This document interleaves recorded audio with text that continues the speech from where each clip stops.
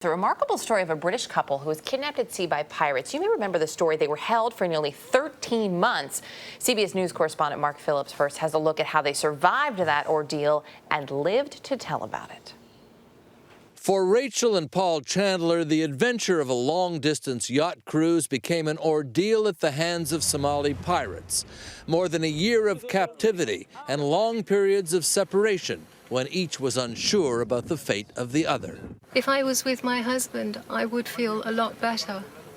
It's because I'm not with my husband that I'm feeling so lonely and desperate and finding it difficult to sleep and carry on through the day.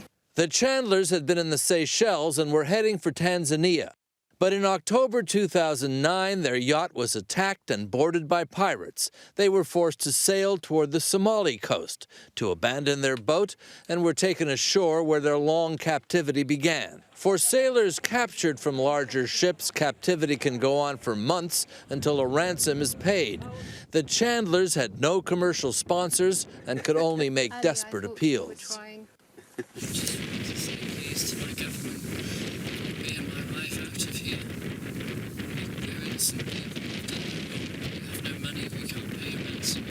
In the end, it's thought family and friends and Somali expatriates scraped together the money to get the Chandlers freed, and they were flown out to Kenya.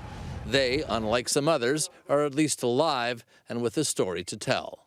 Mark Phillips, CBS News, London. And in terms of that story, Paul and Rachel Chandler have written a book about their ordeal. It's called Hostage, a Year at Gunpoint with Somali Gangsters. They each wrote parts of the book separately, writing them like a diary, telling their own stories. I recently spoke with them and asked what it was like as they learned these different details which were revealed to one another, including Rachel's thoughts of suicide. It was very sad and quite painful, but I really only realized when we were writing the book.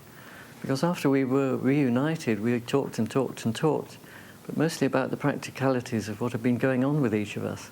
It was when we came to write the book and read each other's passages that it really brought it home to me what a horrible time she had had.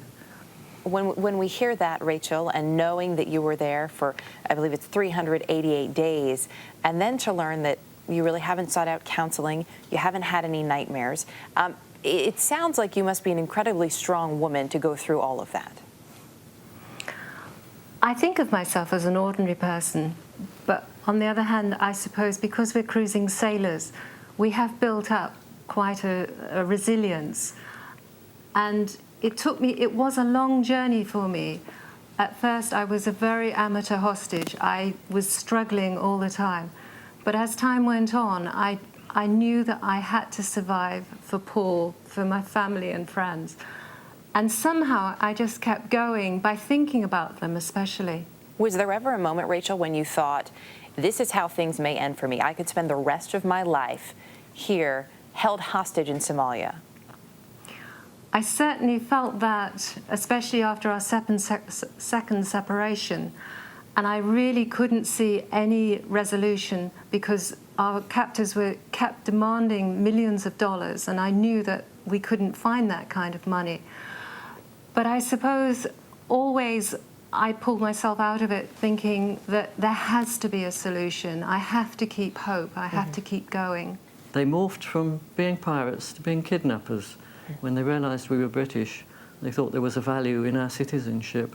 And then they had to go up that learning curve. And unfortunately, you were their guinea pigs in that experiment. You're actually now restoring your yacht, as I understand it, Rachel, and preparing to set sail again. That, to most folks, would be unthinkable.